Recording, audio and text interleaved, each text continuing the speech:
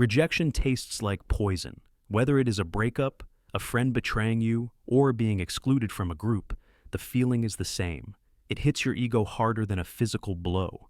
You feel discarded, you feel worthless, and your immediate biological reaction is to fight for your survival. Your brain screams, "Fix this, chase them, make them understand." You want to send that long text message explaining your feelings. You want to show up at their door. You want to check their social media to see if they are happy without you. Stop, breathe, and listen to me very carefully. Every single step you take towards them is a step away from your dignity. Chasing is the most unattractive thing a human being can do. When you chase someone who has walked away, you are confirming to them that they made the right choice. You are validating their ego. You are telling them, yes, you are the prize, and I am the beggar. If you want to turn the tables, if you want them to feel a deep, aching regret for losing you, you must override your instincts. You must use the method of absence. History teaches us a powerful lesson. We only value what is scarce. We take oxygen for granted until we are drowning. We take water for granted until we are in the desert. Right now, you are too available. You are flooding the market with your presence. You need to become the desert. Step 1 is the hardest, the dead silence. This is not a game you play for 3 days. This is a complete severance of the connection. No texts, no calls, no likes, no watching their stories. If they text you, you do not reply immediately. In fact, for the first few weeks, you might not reply at all. This silence is not passive. It is aggressive. It is a loud statement that says, I do not need you to exist. When you go silent, you disrupt their prediction. They expected you to cry. They expected you to chase. When you don't, their imagination starts to run wild. Why isn't he calling? Did he meet someone else? Was I not important? You are planting the seeds of insecurity in their mind.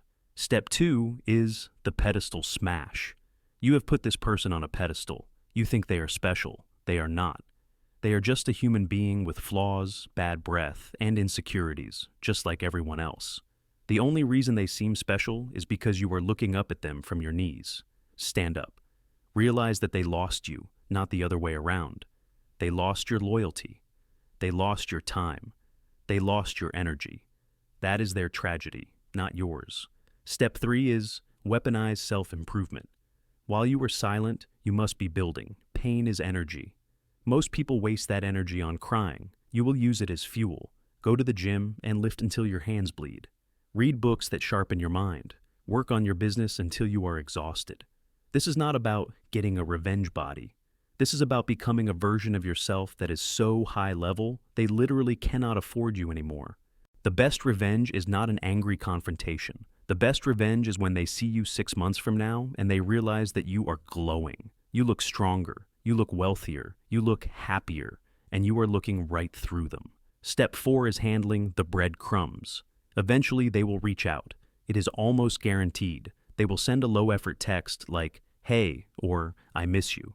Do not be a fool. This is not love. This is them checking if you are still on the hook. They just want a hit of validation. If you reply instantly, you lose. You show them that you were just waiting by the phone. If you decide to reply, wait 24 hours. Send a short, polite, unbothered message. I've been great. Hope you are well. No questions, no emotions. Show them that they are now just an acquaintance. Step 5 is the art of living well. Happiness is the ultimate insult to someone who hurt you. If you are miserable, they win. If you are happy, it destroys them. But do not fake it on social media. Actually become it. Surround yourself with people who respect you. Go on adventures, laugh. When you truly let go, when you truly stop caring about their opinion, you become magnetic. They will feel a disturbance in the force. They will sense that you are free. And that is when the regret will hit them like a freight train. They will realize they held a diamond in their hands and traded it for a rock. Let them walk. Let them go. Close the door, lock it, and throw away the key.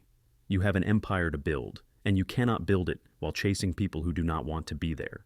Subscribe now, and let's build that empire together.